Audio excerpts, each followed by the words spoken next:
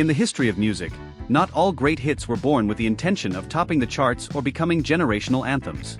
Today we present 13 songs that became hits by accident, based on real stories that changed music forever. Many songs emerged from tragedies, rejections, wrong decisions, or simple accidents that no one planned. What seemed like a creative mistake, an uncomfortable circumstance, or even a deeply painful moment ended up connecting with millions of people. I Jump, Van Halen.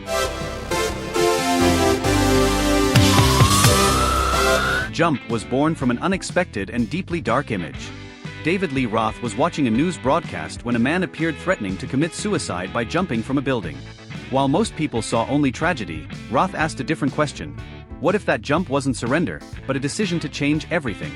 That idea transformed a desperate scene into a metaphor for courage and personal risk. The lyrics of the song do not explicitly talk about suicide, but about taking a leap and daring to change. You got it tough. I seen the toughest around. That conceptual turn was completely accidental, because the original inspiration was never meant to become a positive message. The song ended up being interpreted as a motivational anthem, something very far from its real origin. The real mistake happened within the band when Eddie Van Halen decided to use a synthesizer as the main element. He himself doubted that decision, fearing the sound would pull the group away from its hard rock identity. For years, Eddie had rejected that type of instrument, considering it inauthentic for the band. Against all odds, that supposed creative mistake was what defined the song. Jump became Van Halen's biggest commercial success and one of the most recognizable tracks of the 1980s.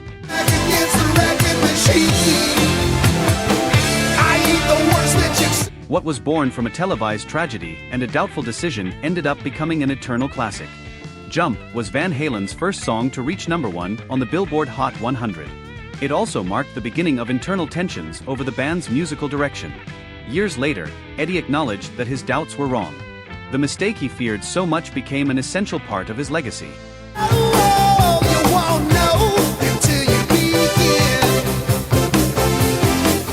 To know him is to love him, the Teddy Bears. Know him is to love. This song was born from a phrase that was anything but romantic. Phil Spector took the words written on his father's gravestone, who had died by suicide when Spector was a child. To know him was to love him. That phrase, loaded with pain and loss, stayed in his memory for years without any clear musical intention. When Spector composed the song, he wasn't thinking about success. It was a simple, almost intimate exercise, created without major commercial expectations. I'd be good. The melody was sweet, soft, and seemingly innocent, which completely contrasted with its real origin. The mistake was emotional and contextual. The public never knew the song was based on a family tragedy.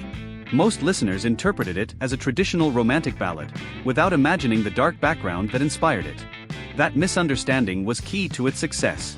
The song reached #1 in the United States and became an instant classic.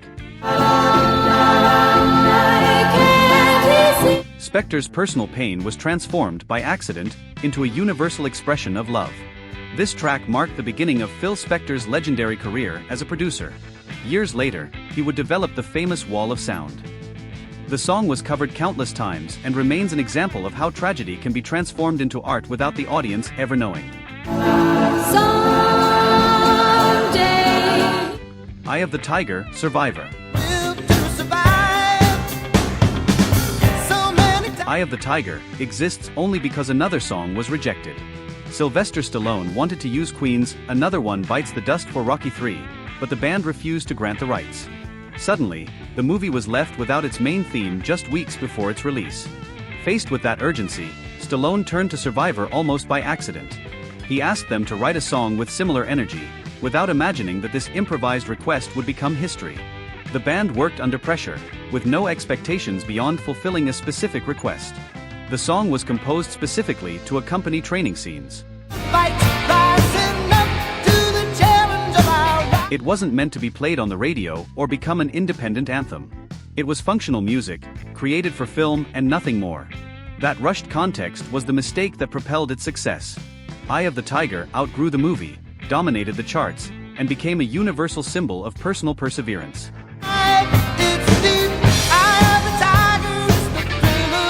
As an additional fact, the song won a Grammy and was nominated for an Oscar. It defined Survivor's career and became forever tied to popular culture. All of it happened because one band said no and forced a last-minute alternative.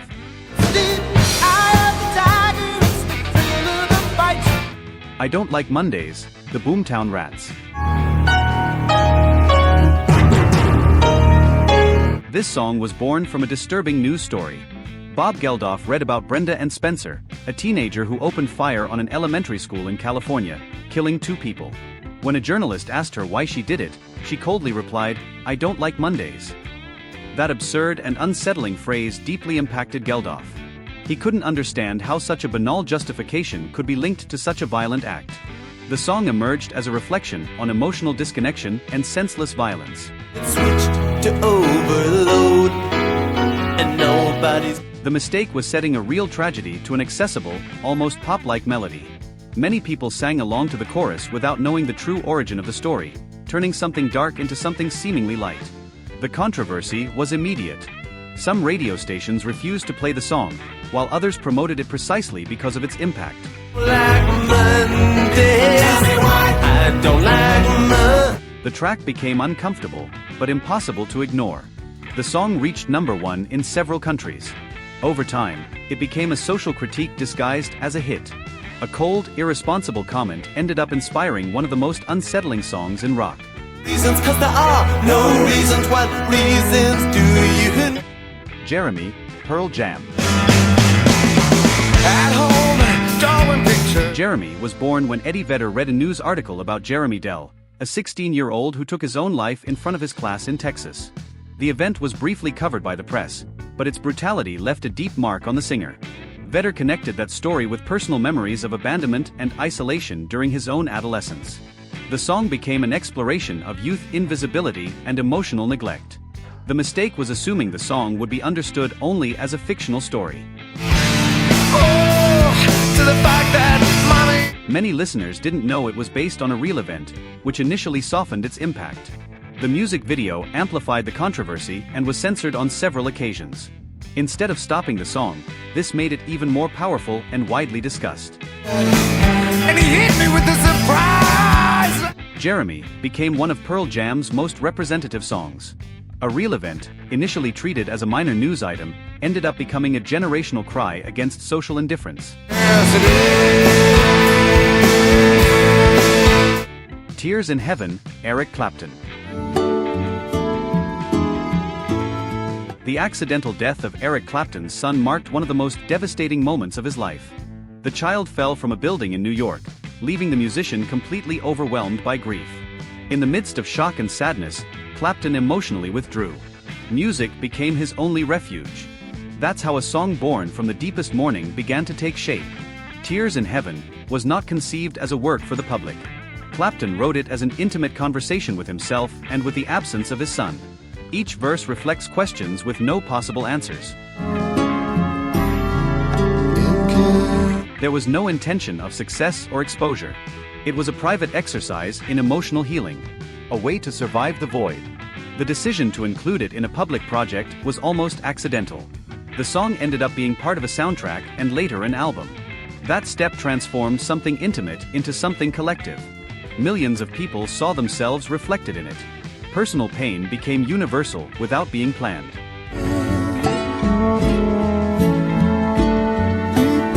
Extreme vulnerability is what made the song connect so deeply. There were no complex metaphors or musical artifices. Just raw honesty. The audience found comfort in that sincerity.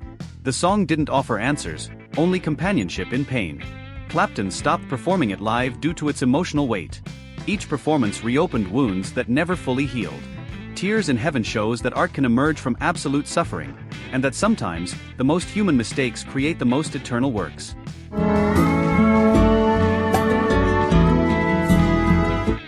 Zombie, The Cranberries. Zombie was born as a response to a brutal event, an IRA bombing in Warrington that killed 2 children. Dolores O'Riordan was deeply affected by the news. The senseless violence angered and saddened her. Instead of staying silent, she decided to write. That's how one of the band's most powerful songs began. Musically, the track broke with the Cranberries' usual sound. It was heavier, darker, and more aggressive. It wasn't meant for radio play, nor to please everyone. it was a direct emotional reaction, a release of rage and pain turned into music. The mistake was not softening the political message. The lyrics directly pointed to the consequences of armed violence. At a time when many bands avoided clear positions, Zombie was uncomfortable. Precisely because of that, it stood out. Confrontation was inevitable. The controversy was immediate, but so was the connection with the public. People from different countries identified with the message. The song transcended its local context and became a cry against any form of senseless violence. Over time, Zombie became the Cranberries' biggest hit. What began as a visceral reaction turned into a generational anthem. It proved that music can be uncomfortable and still unite. An artistic mistake became its greatest success. American Skin, 41 Shots, Bruce Springsteen. Cross this bloody river. Bruce Springsteen wrote this song after the killing of Amadou Diallo, an unarmed immigrant shot 41 times by police officers. The case shocked the United States. The injustice deeply affected the musician. Springsteen chose to tell the story through empathy. The song was born as a social indictment. It wasn't intended for radio or the market. Its structure was narrative and direct. Well, is it a gun? It didn't seek subtlety or metaphor. The lyrics placed the listener in the victim's position. It was uncomfortable by design, a story that demanded to be heard. The strategic mistake was performing it live before officially releasing it. This triggered furious reactions from police unions. Springsteen was accused of being anti-police. The controversy quickly escalated. The debate overshadowed the song itself. Rather than silencing it, the backlash amplified its message. No secret, my friend. You can't. American Skin became a symbol of protest and was adopted by social movements. The song stopped being just a musical piece and became part of public discourse. Today, it's considered one of Springsteen's bravest songs. It shows how art can challenge power. A miscalculation gave it historical relevance.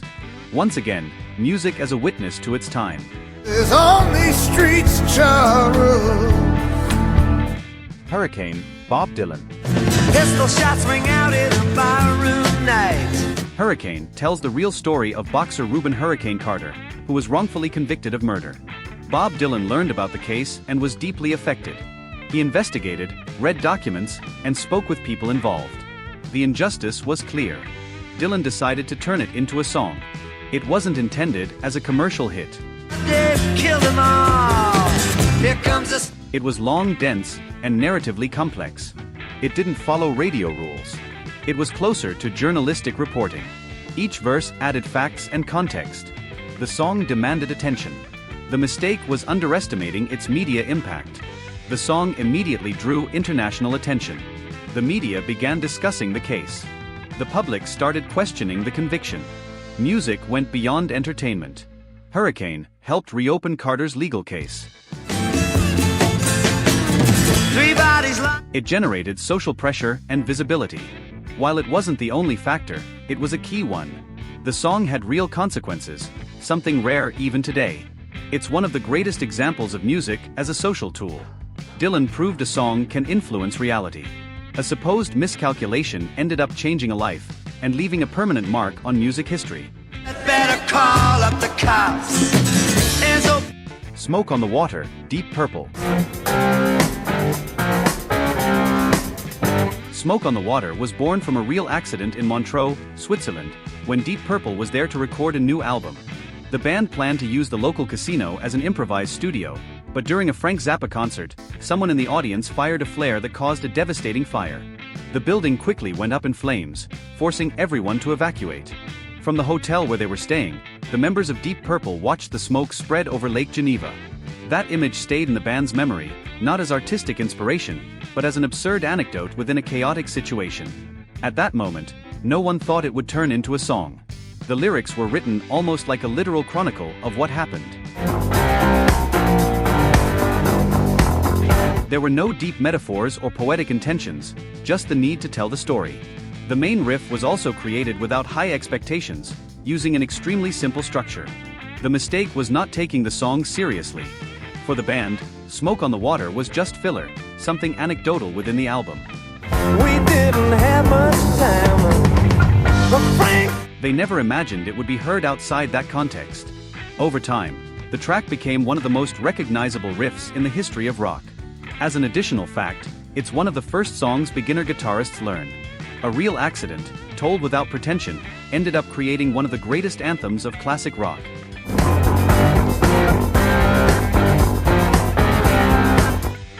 Wind of Change, Scorpions.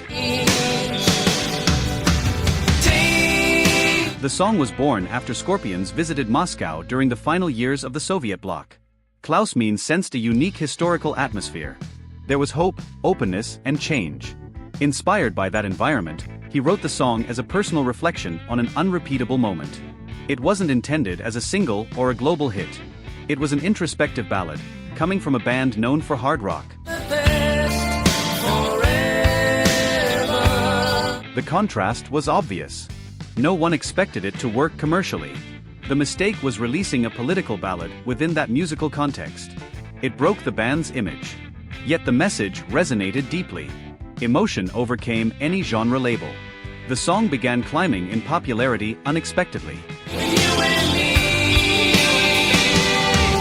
It was adopted by people across different countries, representing a shared feeling.